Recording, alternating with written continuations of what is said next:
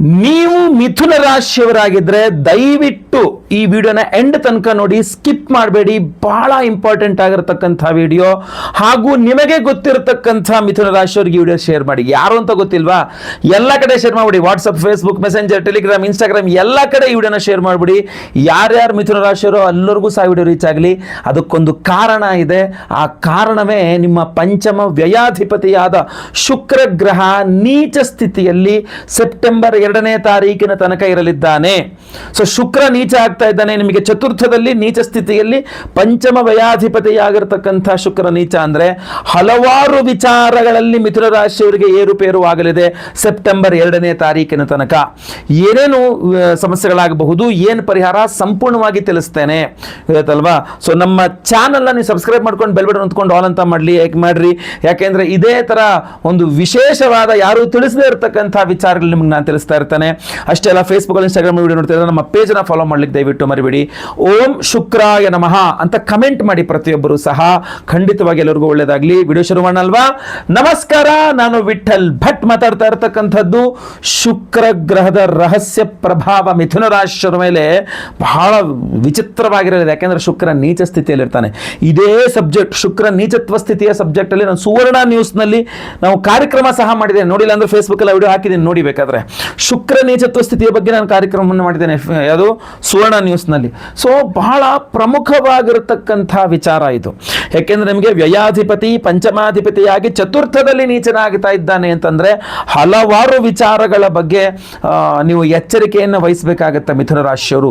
ಮೊಟ್ಟ ಮೊದಲನೇದಾಗಿ ತಾಯಿಯವರ ಆರೋಗ್ಯ. ಮಿಥುನ ರಾಶಿಯವರು ತಾಯಿ ರಿಲೇಟೆಡ್ ಆಗಿ ಒಂದಿಷ್ಟು ದುಃಖ ಇರ್ತದೆ ಅವರಿಗೆ. ಮಿಥುನ ರಾಶಿಯವರಿಗೆ ತಾಯಿ ರಿಲೇಟೆಡ್ ಆಗಿ ಒಂದಿಷ್ಟು ತಾಯಿ ಜೊತೆಗೆ ಜಗಳ ಸ್ಥಾಪಗಳು ಆಗ್ಬೋದು. ತಾಯಿಯವರು ನಿಮ್ಮ ಮೇಲೆ, ನೀವು ಮಿಥುನ ರಾಶಿಯವರಾದ್ರೆ ನಿಮ್ಮ ತಾಯಿಯವರು ನಿಮ್ಮ ಮೇಲೆ ಮುನ್ಸ್ಕೊಂಡು ನಿಮ್ಮನ್ನು ಮಾತಾಡಿಸ್ತಾ ಇರುವಂಥದ್ದು, ನಿಮ್ಮ ಮನೆಗೆ ಬರದೇ ಇರತಕ್ಕಂಥದ್ದು, ನಿಮ್ಮನ್ನು ದೂರ ಮಾಡ್ತಕ್ಕಂಥದ್ದು, ಇದೆಲ್ಲ ಮಾಡುವ ಸಾಧ್ಯತೆ ಇರ್ತದೆ. ತಾಯಿಯ ಪ್ರೀತಿಯ ಕೊರತೆ ಮಿಥುನ ರಾಶಿಯವರಿಗೆ ಸೆಪ್ಟೆಂಬರ್ 2ನೇ ತಾರೀಕು ತನಕ ತುಂಬ ಜಾಸ್ತಿ ಕಾಡಲಿದೆ, ಗೊತ್ತಾಯ್ತಲ್ವಾ? ಅಷ್ಟೇ ಅಲ್ಲ, ವಿವಾಹಿತ ಮಿಥುನ ರಾಶಿಯ ಸ್ತ್ರೀಯರಿಗೂ ಸಹ ಅಷ್ಟೇ ತವರು ಮನೆಯ ವಿಚಾರದಲ್ಲಿ ಬಹಳಷ್ಟು ಸಮಸ್ಯೆಗಳಾಗ್ಬಿಡುತ್ತೆ. ನೀವೇನೋ ದುಡ್ಡು ಕೇಳ್ತೀರಾ, ದುಡ್ಡು ಸಹಾಯ ಮಾಡಿ ಅಂತ ಕೇಳ್ತೀರಾ, ಅಥವಾ ಬೇರೆ ಏನೋ ಕೇಳ್ತೀರಾ, ಅವರು ಕೊಡೋದಿಲ್ಲ. ಅಷ್ಟೇ ಅಲ್ಲ, ನಿಮಗೆ ಅವಮಾನವೂ ಮಾಡಬಹುದು, ಅವ್ರ ನಿಮ್ಮ ಹತ್ರ ಜಗಳವೂ ಮಾಡಬಹುದು, ನೀನು ಸರಿ ಇಲ್ಲ ಅಂತಲೂ ಬೈಬಹುದು, ಅಥವಾ ನೀವು ಅವ್ರ ಹತ್ರ ಜಗಳ ಮಾಡಬಹುದು. ಒಟ್ಟು ತವರು ಮನೆಯೊಟ್ಟಿಗೆ ಹಣಕಾಸಿನ ವಿಚಾರದಲ್ಲಿ, ಅಥವಾ ನಿಮ್ಮ ಅಕ್ಕ ಅಥವಾ ತಂಗಿ ಅಥವಾ ನಿಮ್ಮ ಅಮ್ಮನ ವಿಚಾರದಲ್ಲಿ ವಿವಾಹಿತ ಮಿಥುನ ರಾಶಿಯ ಸ್ತ್ರೀಯರು ತವರು ಮನೆಯ ವಿಚಾರದಲ್ಲಿ ಜಗಳ ಪರಾಕಾಷ್ಠೆ ಮಾಡ್ಕೊಂಡ್ಬಿಡ್ತೀರಾ ಸೆಪ್ಟೆಂಬರ್ 2ನೇ ತಾರೀಕಿನ ತನಕ. ಅದು ಆಗದಂತೆ ನೋಡ್ಕೊಳ್ಳಿ, ಗೊತ್ತಾಯ್ತಲ್ಲ? ಬಹಳ ಇಂಪಾರ್ಟೆಂಟ್ ಇದು. ಅಷ್ಟೇ ಅಲ್ಲ, ತಾಯಿಯವರ ಬಗ್ಗೆ ಒಂದಿಷ್ಟು ಖರ್ಚುಗಳು ಬರ್ಬೋದು. ತಾಯಿಗೆ ಹುಷಾರಿಲ್ಲ, ಹಾಸ್ಪಿಟಲ್ ತೋರಿಸ್ಬೇಕು, ಡಾಕ್ಟರ್ ತೋರಿಸ್ಬೇಕು, ಆಪರೇಷನ್ ಮಾಡಿಸ್ಬೇಕು, ಅದು ಇದು ಅಂದ್ಕೊಂಡು ತಾಯಿ ರಿಲೇಟೆಡ್ ಆಗಿ ಒಂದಿಷ್ಟು ಖರ್ಚುಗಳು ಬರಬಹುದು. ಆದರೆ ಏನು ಹೇಳ್ತೀನಿ, ನಾವು ಅಷ್ಟು ವಿಚಾರ ನಿಮ್ಗೆ ಹೇಳ್ತೀನಿ ನಾನು. ತಾಯಿಯವರು ಅಂದರೆ ನಮಾತುಃ ಪರದೈವತಂ, ತಾಯಿಗಿನ ದೊಡ್ಡ ದೇವರಿಲ್ಲ. ಸೊ ಅದರಿಂದ ತಾಯಿಯವ್ರ ಹತ್ರ ನೀವು ಜಗಳ ಮಾಡೋಕೆ ಹೋಗ್ಬಿಡಿ. ಅವ್ರು ಜಗಳ ಮಾಡಿದ್ರೆ ನೀವು ಶಾಂತವಾಗಿರಿ, ಅವ್ರಿಗೇನು ಬೇಕು ಟ್ರೀಟ್ಮೆಂಟ್ ಕೊಡಿಸಿ, ಔಷಧೋಪಚಾರಗಳು ಕೊಡಿಸಿ, ಪ್ರತಿಯೊಂದು ವ್ಯವಸ್ಥೆ ಮಾಡಿ. ನಿಮ್ಮ ಮಗನಾಗಿ ಮಗಳಾಗಿ ನಿಮ್ಮ ಕರ್ತವ್ಯವನ್ನು ಮಾತ್ರ ನೀವು ಮರಿಬೇಡಿ, ಯಾವುದೇ ಕಾರಣಕ್ಕೂ ಮರಿಬೇಡಿ, ನೆನ್ಪಿಟ್ಕೊಳ್ಳಿ. ಅದಕ್ಕಿಂತ ದೊಡ್ಡ ಪರಿಹಾರವೇ ಇಲ್ಲ, ಆಯಿತಾ? ಇನ್ನು ಎರಡನೇದಾಗಿ ವಿದ್ಯಾರ್ಥಿಗಳಿಗೆ, ಮಿಥುನ ರಾಶಿಯ ವಿದ್ಯಾರ್ಥಿಗಳಿಗೆ ಸೆಪ್ಟೆಂಬರ್ 2ನೇ ತಾರೀಕಿನ ತನಕ ಬಹಳ ಸಮಸ್ಯೆಗಳಾಗುವ ಸಾಧ್ಯತೆ ಇರ್ತದೆ. ಯಾಕೆಂತಂದರೆ ಓದಿದ ನೆನಪಿಲ್ಲದೆ ಇರತಕ್ಕಂಥದ್ದು, ಅಥವಾ ಟೀಚರ್ ಹತ್ರ ಅಥವಾ ಲೆಕ್ಚರರ್ ಅಥವಾ ಪ್ರೊಫೆಸರ್ ಹತ್ರ ನೀವು ತುಂಬ ರೂಡಾಗಿ ಮಾತಾಡ್ತಕ್ಕಂಥದ್ದು. ನೀವು ಮಾಮೂಲಾಗೆ ಮಾತಾಡಿದ್ರು ಏನು ಹಿಂಗೆ ಮಾತಾಡ್ಬಿಟ್ರಿ ನೀವು ಅಂತ ಹೇಳ್ಬಿಟ್ಟು ನಿಮ್ಮ ಮಾತಿನ ಬಗ್ಗೆ ಅವರು ಒಂದಿಷ್ಟು ಬೇಜಾರು ಮಾಡ್ಕೊಳ್ತಕ್ಕಂಥದ್ದು, ನಿಮ್ಮ ಬಗ್ಗೆ ನೀವು ಸರಿ ಇಲ್ಲ ಅನ್ನೋ ರೀತಿಯಲ್ಲಿ ಎಲ್ಲ ಕಡೆ ಕಾಲೇಜು, ಸ್ಕೂಲು, ಕ್ಯಾಂಪಸ್ಸಲ್ಲೆಲ್ಲ ನಿಮ್ಮ ಬಗ್ಗೆ ಒಂದಿಷ್ಟು ಅಪಪ್ರಚಾರ ಆಗ್ತಕ್ಕಂಥದ್ದು, ಎಲ್ಲ ಬೈತಕ್ಕಂಥದ್ದು, ಟೀಚರ್ ಹತ್ರ ಅಥವಾ ನಿಮ್ಮ ಅಧ್ಯಾಪಕರ ಹತ್ರ ಈಗ ನೀವು ವರ್ತಿಸೋದು ಅನ್ನೋ ರೀತಿಯಲ್ಲಿ ನಿಮ್ಮ ಹತ್ರ ಇದು ಮಾಡ್ತಕ್ಕಂಥ, ಇದೆಲ್ಲವನ್ನೂ ಸಹ ನೀವು ನೋಡಬೇಕಾಗ್ತದೆ, ಅನುಭವಿಸಬೇಕಾಗ್ತದೆ. ಓದಿದ್ದೆಲ್ಲ ಮರ್ತು ಹೋಗ್ತಕ್ಕಂಥದ್ದು, ಇದೆಲ್ಲ ಅನುಭವಿಸಬೇಕಾಗ್ತದೆ. ಸೆಪ್ಟೆಂಬರ್ 2ನೇ ತಾರೀಕು ಒಳಗಡೆ ಏನಾದ್ರು ಎಕ್ಸಾಮ್ಸ್ ಬಂದುಬಿಟ್ರೆ ಸ್ವಲ್ಪ ಹಿನ್ನಡೆನೆ ಎಕ್ಸಾಮ್ಸ್ಗಳಲ್ಲಿ, ನೆನ್ಪಿಟ್ಕೊಳ್ಳಿ. ಇನ್ನು ಪರಿಹಾರ ಹೇಳ್ತೇನೆ, ವಿಡಿಯೋ ಎಂಡ್ ತನಕ ನೋಡಿ, ಪ್ರತಿಯೊಂದು ಪರಿಹಾರ ಹೇಳ್ತೇನೆ ನಾನು. ಇನ್ನು ಬಹಳ ಮುಖ್ಯವಾಗಿ ಮಕ್ಕಳ ವಿಚಾರದಲ್ಲಿ ಮಿಥುನ ರಾಶಿಯವರಿಗೆ ಸಮಸ್ಯೆ ಆಗುತ್ತೆ. ಅಂದರೆ ನೀವು ಮಿಥುನ ರಾಶಿಯವರಾಗಿದ್ದು ನಿಮಗೆ ಮಕ್ಕಳೇ ಇಲ್ಲ, ಮಕ್ಕಳಿಗೆ ಪ್ರಯತ್ನ ಮಾಡ್ತಾ ಇದ್ದೀರಾ ಅಂತ ಆದರೆ ಈ ಸ್ಪರ್ಮ್ ಕೌಂಟ್ಸ್ ಸಾಕಾಗಲಿಲ್ಲ, ಅಥವಾ ಏನೋ ಪೀರಿಯಡ್ ಪ್ರಾಬ್ಲಮ್ಸ್ ಮತ್ತೊಂದು ಇನ್ನೊಂದು ಅಂತ ಹೇಳ್ಬಿಟ್ಟು ಸಂತಾನಕ್ಕೆ ಮಾಡೋ ಪ್ರಯತ್ನ ಯಶಸ್ವಿ ಆಗೋದಿಲ್ಲ, ಗರ್ಭಧಾರಣೆ ಆಗೋದಿಲ್ಲ, ಸ್ವಲ್ಪ ಸಮಸ್ಯೆ ಆಗ್ತಾನೆ ಇರ್ತದೆ ಸೆಪ್ಟೆಂಬರ್ 2ನೇ ತಾರೀಕಿನ ತನಕ. ಆಮೇಲೆ ಸರಿ ಹೋಗ್ತದೆ. ನೆಕ್ಸ್ಟು ಆಲ್ರೆಡಿ ಮಕ್ಕಳು ಇದ್ದಾರಪ್ಪ, ನನಗೆ ಏನು ತೊಂದರೆ, ಮಕ್ಕಳು ಇದ್ದಾರೆ, ದೊಡ್ಡವರಾಗಿದ್ದಾರೆ ಅಂತ ಆದರೆ, ನಿಮ್ಮ ಮಕ್ಕಳು ಚೆನ್ನಾಗಿ ಓದ್ತಾ ಇಲ್ಲ ಅಂತಲೋ, ಅಥವಾ ನಿಮ್ಮ ಮಕ್ಕಳದ್ದು ಯಾವುದೋ ದೊಡ್ಡದಾಗಿ ಫೀಸ್ ಕಟ್ಟಬೇಕು, ನಿಮ್ಮ ಹತ್ರ ದುಡ್ಡಿಲ್ಲ ಅಂತಲೋ, ಅಥವಾ ಯಾವುದೋ ದುಡ್ಡಿನ ವ್ಯವಹಾರದಲ್ಲಿ ನಿಮ್ಮ ಮಕ್ಕಳು ನಿಮ್ಗೆ ಗೊತ್ತಿಲ್ಲದೆ ದುಡ್ಡನ್ನ ಹಾಳು ಮಾಡಿಬಿಟ್ಟಿದ್ದಾರೆ, ವೇಸ್ಟ್ ಮಾಡಿಬಿಟ್ಟಿದ್ದಾರೆ ಅಂತಲೋ, ದುಡ್ಡಿನ ಅವ್ಯವಹಾರ ನಡೆದೋಗ್ಬಿಟ್ಟಿದೆ, ಅಥವಾ ದುಡ್ಡಿನ ವಿಚಾರ, ಮಕ್ಕಳ ವಿಚಾರ, ಜಗಳ ಮನಸ್ತಾಪಗಳಾಗುತ್ತೆ.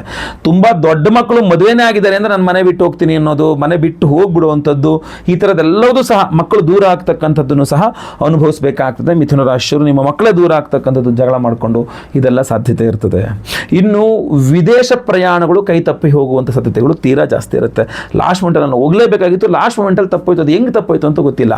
ತಪ್ಪೋಗೋದು ಅಂದರೆ ಸೆಪ್ಟೆಂಬರ್ 2ನೇ ತಾರೀಕಿನ ತನಕ ಅಷ್ಟೇ. ಅದರ ನಂತರ ಮತ್ತೆ ಪುನಃ ನಿಮಗೆ ವಿದೇಶಕ್ಕೆ ಹೋಗೋಕೆ ಅನುಕೂಲ ಆಗುತ್ತೆ, ಏನು ತೊಂದರೆ ಇಲ್ಲ, ಗೊತ್ತಲ್ವಾ.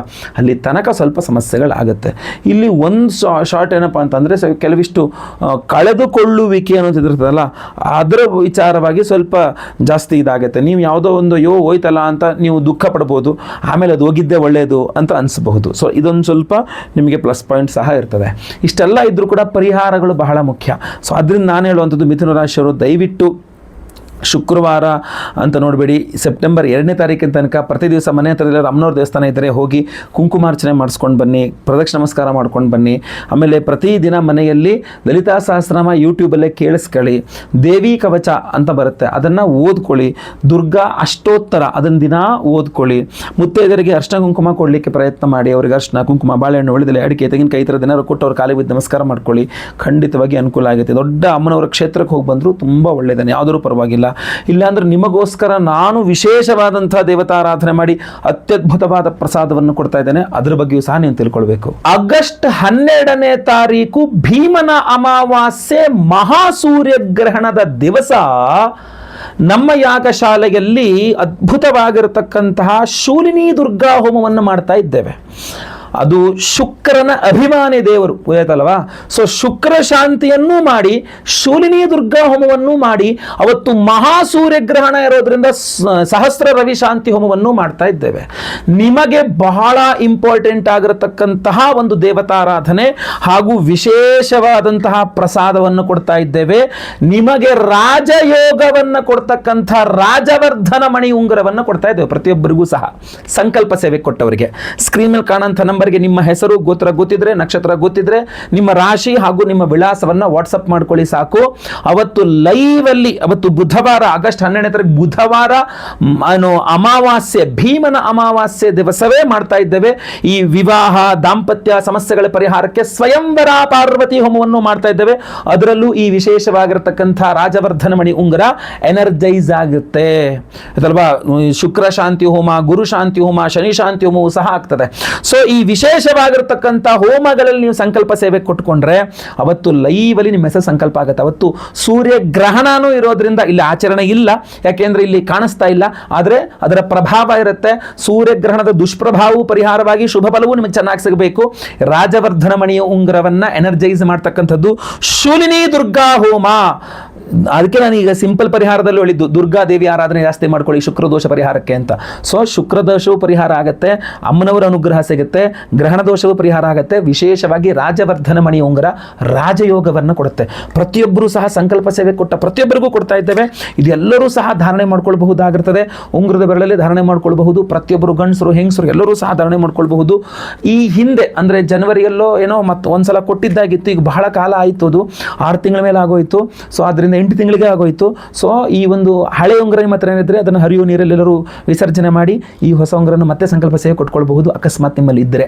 ಆಯ್ತಲ್ಲ, ಭಾಳಷ್ಟು ಜನ ಫೋನ್ ಮಾಡ್ಕೊಂಡು ನನಗೆ ತಿಳಿಸಿದ್ದಾರೆ, ಮೆಸೇಜ್ಗಳು ಮಾಡಿದ್ದಾರೆ, ತುಂಬ ಚೆನ್ನಾಗಿದೆ, ತುಂಬ ಒಳ್ಳೆ ಪ್ರಭಾವ ಆಗಿದೆ ಅಂತ. ಇದು ಲಿಮಿಟೆಡ್ ಆಗಿ ಮತ್ತೆ ಪುನಃ ಮಾಡಿಸಿದ್ದೇನೆ, ಇದು ಮತ್ತೆ ಪುನಃ ನಿಮಗೆ ಕೊಡ್ತಾ ಇದ್ದೇನೆ. ಸಂಕಲ್ಪ ಸೇವೆಗೆ ಹೆಸರು ಕೊಟ್ಕೊಳ್ಳಿ ಸ್ಕ್ರೀನ್ ಮೇಲೆ ಕಾಣುವಂಥ ನಂಬರ್ಗೆ.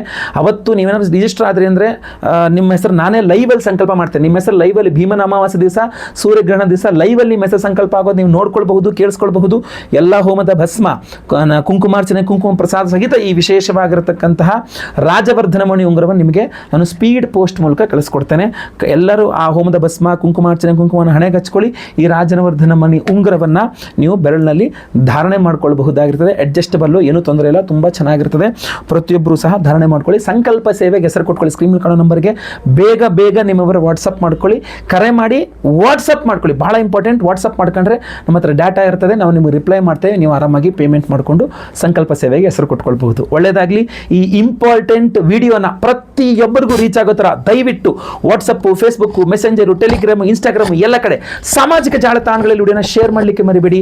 ನೀವು ಇನ್ನೂ ನಮ್ಮ ಚಾನಲ್ ಸಬ್ಸ್ಕ್ರೈಬ್ ಮಾಡ್ಕೊಂಡಿಲ್ಲ, ಯೂಟ್ಯೂಬ್ ನೋಡ್ತಾ ಇರೋ ನಮ್ಮ ಚಾನಲ್ ಸಬ್ಸ್ಕ್ರೈಬ್ ಮಾಡ್ಕೊಂಡು ಬೆಲ್ ಬಟನ್ ಅಂತ ಮಾಡಲಿಕ್ಕೆ ಮರಿಬೇಡಿ. ಫೇಸ್ಬುಕ್ಕಲ್ಲೋ ಇನ್ಸ್ಟಾಗ್ರಾಮಲ್ಲೋ ಈ ನಮ್ಮ ವಿಡಿಯೋ ನೋಡ್ತಾ ಇದ್ದಾರೆ ಅಂದರೆ ದಯವಿಟ್ಟು ನಮ್ಮ ಪೇಜನ್ನು ಫಾಲೋ ಮಾಡಲಿಕ್ಕೆ ದಯವಿಟ್ಟು ಮರಿಬೇಡಿ. ಏನಾದ್ರು ವಿಶೇಷ ಪ್ರಶ್ನೆಗಳಿದ್ದರೆ ಕಮೆಂಟ್ ಮಾಡಿ, ನಾನು ಕಮೆಂಟ್ಸ್ನ ಓದ್ತಾ ಇರ್ತೇನೆ. ಒಳ್ಳೆಯದಾಗಲಿ. ಮುಂದಿನ ವಿಡಿಯೋದಲ್ಲಿ ಮತ್ತೆ ಪುನಃ ನಿಮ್ಮನ್ನು ಭೇಟಿ ಮಾಡ್ತೇನೆ. ಲೋಕ ಸಮಸ್ತ ಸುಖಿನೋ ಭವಂತು. ನಾರಾಯಣ ನಾರಾಯಣ ನಾರಾಯಣ.